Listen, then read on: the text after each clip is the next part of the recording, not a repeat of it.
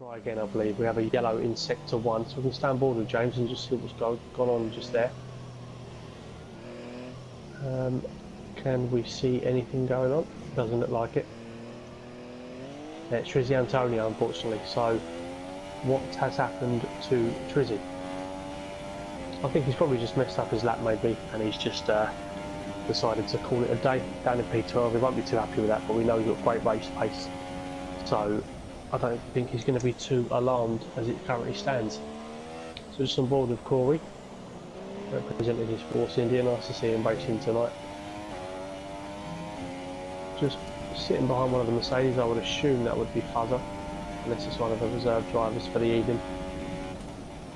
We've got NR to join the session and Chris Logan has retired, so NR will be in for the race, but it means he'll be starting from the back,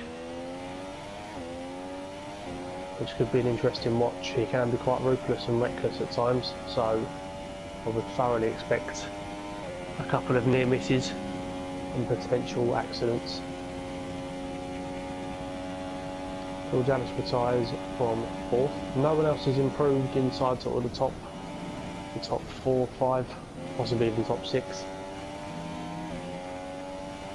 So as Corey's come down to complete his lap, we'll be looking to improve from a 1:28.7. As he puts the hammer down, crosses the line, and that puts him, stays in P12. As Fuzzer moves up to 2nd place, and he's about 0.05 of a second away from James. So those two guys there looking like they're going to run away with it. Where is Dobby as Carl moves into P3? But I think that's everything done. We have James who's taken pole position, with Dobby completing the front row, who's actually jumped ahead of Fuzzer there. I've only just seen that, so Dobby's got himself into 2nd place. Fuzzer and Caarlsberi, all too familiar with each other on the 2nd row. We've got Pub Sarad in P5 and John the Greek driver in P6, followed by his Greek compatriot there. This is a time where they brace themselves, as I say, every single race, get together their final thoughts, get themselves comfortable, and decide what strategy they're going to go on for the race, obviously analysing what the weather may be. Looks like it's going to be a clean race as well. A few clouds in the sky, which is not too surprising around the middle of this glorious country. And we look forward to a very exciting race. So we should join about 2 or 3 lights in. And we are 5 lights. And we are away in Britain. Strong start there from James, has pulled away quite nicely. Dobby's had quite a poor start. Fuzzer looks like he's going to go around the outside down into turn 1. Any contact? No. There's a couple of guys getting very, very close to each other at the back. We've got a car running off, 2 cars running off. I think that was Corey, who's had a really unfortunate start there, finds himself down in 19th place. Dobby's lost out to a couple of the cars in front of him now, finds himself down in P4. Caarlsberi, what's happened to Carl? He finds himself down in 6th, he's just got past Dobby. We have a virtual safety car.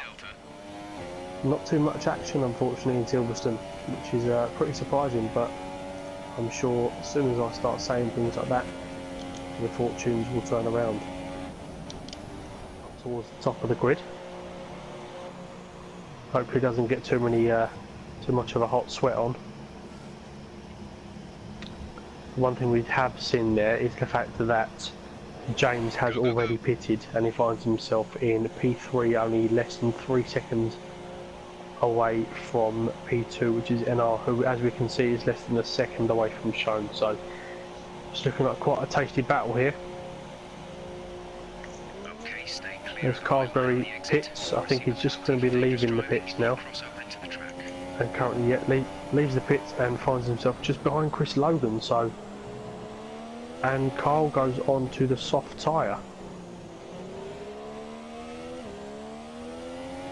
So yeah, I mean, doable actually. A 1 stop from a super soft to a soft is doable, providing you can stretch your tyres out for that long.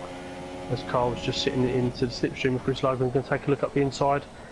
Chris very sensibly letting Carl go through there with not too much of a fight back. Carl is on the softer tyre this evening, as some of the guys who were kind of in the midfield. In P6, as Shown gets a 3-second time penalty, so Shown has pitted by the looks of things. He finds himself in the last point scoring position. He's come up behind NR, interestingly. So it looks like those two are going to be fighting towards the end of the race with 10 laps to go. Have a look at Corey. Pit window is open. The pit window is Did you have a look at the inside? Pokes his nose? No, he just about pulls out. Very nice racing from the two guys here. Corey sticking to his guns as Piconi gives him a little kiss on the rear. Pokes his nose up his behind. So there's some ball for Caarlsberi now as he's really putting the pressure onto Dobby. Providing he gets a good exit here, I would imagine him to possibly be able to get him a show. It's a 3-second time penalty. That's going to really dampen his chances, but we know Whiskey's got one just behind. As you see Caarlsberi taking a dive up the inside of Dobby, and he makes it stick, no problems whatsoever. That's a lift ever so slightly there. Going to lose him a little bit of time. Well, George Alex has had a poor run. I think Carl might be slightly too far back now to mount any sort of behind us is 4.1 seconds. pressure going into Stowe.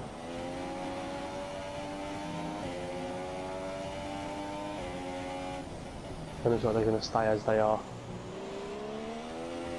Okay, so James takes the victory. Another solid performance from him there, just as we expected. Buzzer goes home in P2. Pubs around it in P3, so they occupies the final podium place. George Alex in 4th, who's held off Carl there. Who finished up in 5th place. Dobby's had a good result considering he had a poor start. Well done to the guys. That ends Division 1 round 10 in Britain. And I believe we are in Hungary next on Wednesday evening. So please join us then. And thank you very much to everybody who watched. And we'll see you soon.